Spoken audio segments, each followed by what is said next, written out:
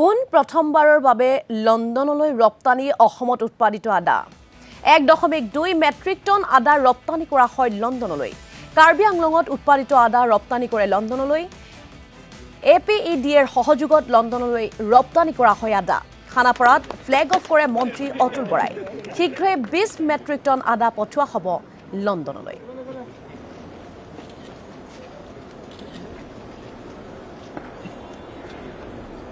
প্ৰথমবাৰৰ বাবে অসমৰ উৎপাদিত অসমৰ বিশেষকৈ কাৰ্বি আংলঙত আমাৰ জিঞ্জাৰ উৎপাদন হয়, তিনিচুকীয়াত হয়, গোলাঘাটত হয়, এনেকৈ কেইখনমান জিলাত যথেষ্ট আদা উৎপাদন হয় আৰু ইয়াৰ কোৱালিটিও যথেষ্ট উন্নত মানদণ্ডৰ।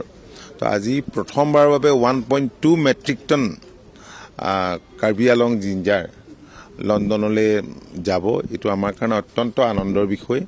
আৰু এপেডা আছে, নেক্সন আছে, এটা কোম্পানী নেক্সন প্ৰাইভেট লিমিটেড। ইয়াৰ পিছতে আৰু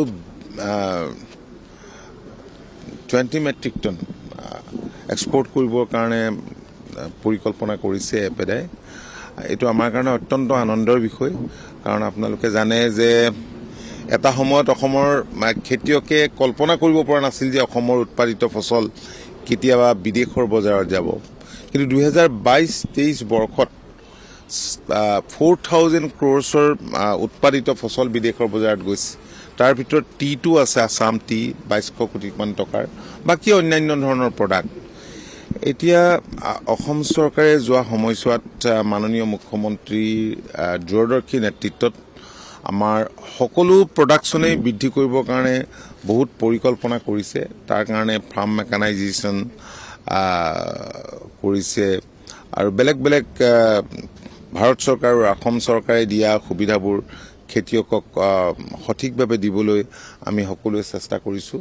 আৰু সেইকাৰণেই এতিয়া ধানৰ উৎপাদনো বাঢ়িছে, অন্যান্য প্ৰডাকশ্যনবিলাকো বৃদ্ধি পাইছে।